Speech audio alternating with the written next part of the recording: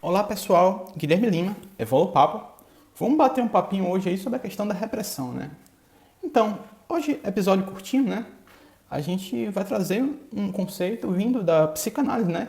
E a gente estuda psicanálise na Conscienciologia, a gente estuda tudo. Então, de acordo, né, com a psicanálise, uma repressão é basicamente uma omissão forçada, né, de experiências e sentimentos dolorosos ou sofridos, né? E usualmente, né, a repressão, ela meio que enterra a experiência da pessoa no inconsciente dela mesma, né? E existe a questão do retorno do recalque, que é quando pistas, né, de um conteúdo reprimido, ele começa a reaparecer, né, de maneira distorcida para a própria pessoa, né? Então, para a psicanálise, existem basicamente três tipos de recalque, né? O primeiro seria um recalcamento primário, né?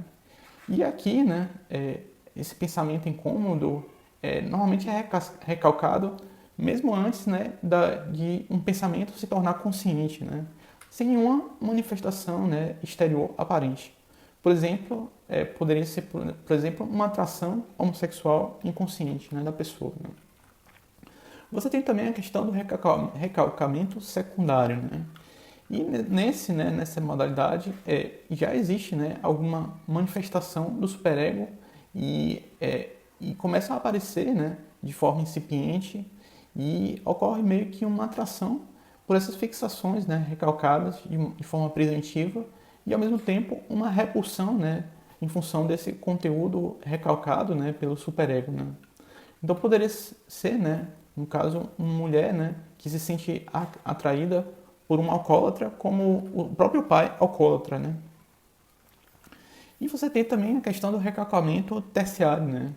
E aqui, né, ocorre meio que um retorno do recalcado, ou seja, aquilo que o superego censurou, e isso tenta escapar, né, de forma disfarçada, através de sonhos, de atos falhos, né?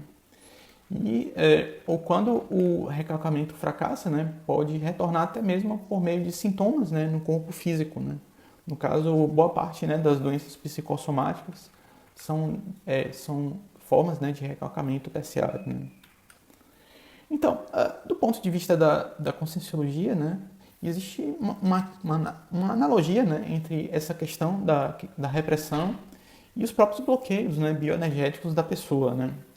E quando uma pessoa ela começa, né, a trabalhar as suas energias, ela começa meio que a se desreprimir e limpar, né, os seus recalques.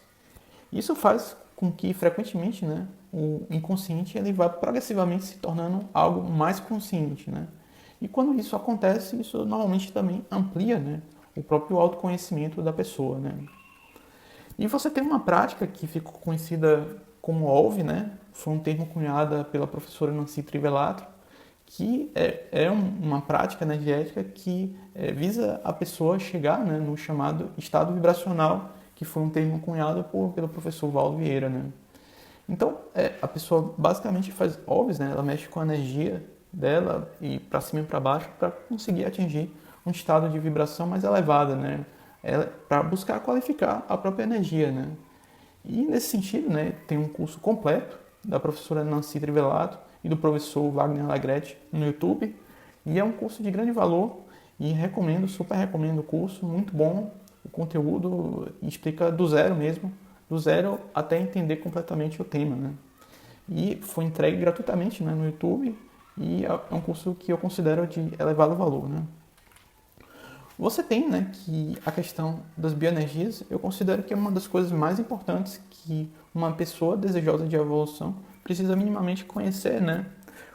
Justamente porque, né, isso ajuda, né, no autoconhecimento dela, né?